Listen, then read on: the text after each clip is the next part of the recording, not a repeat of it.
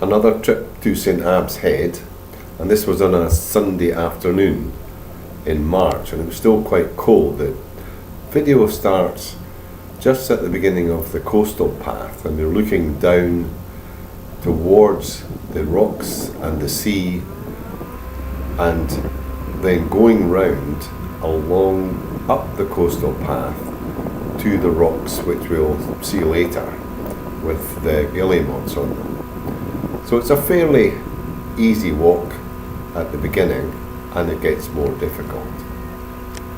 We then come back to the shoreline and briefly have a look at the village of St Abbs itself and the harbour, and then panning round fairly quickly, you can see that you're soon into the countryside around St Abbs, and here we are back on the path again. We're now further up the path and looking at some of the amazing rock stacks which you find all around this coast. There's a 4-mile walk, and you come across these cliffs several times. Some of the cliffs are quite vertiginous, and when you look down from a great height, you can see the rocks down there, and you can hear the kittiwakes in the background, and there's the kittiwakes nesting on the rocks. They just arrived.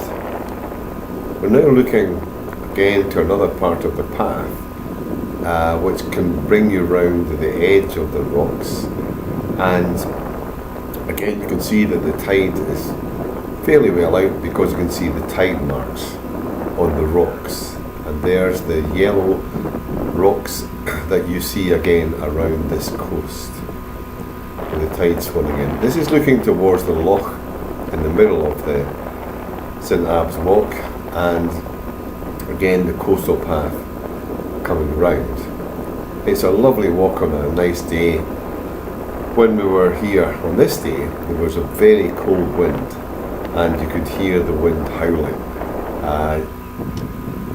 This is now looking from the harbour itself, and that is Northfield House on the left, and you're looking towards where the guillemots nest in the summer, and there's a ferry going past. It's a freight ferry, and then we're just going to pan round from the rocks. Again, you see the tide marks on the rocks into the harbour itself, and you're just coming into the harbour. It's a fairly narrow entrance, as you can see there, and then we go round to the lifeboat house in the middle there, and then we're just panning around there's a cafe, a lovely cafe right on the in the middle there at the bottom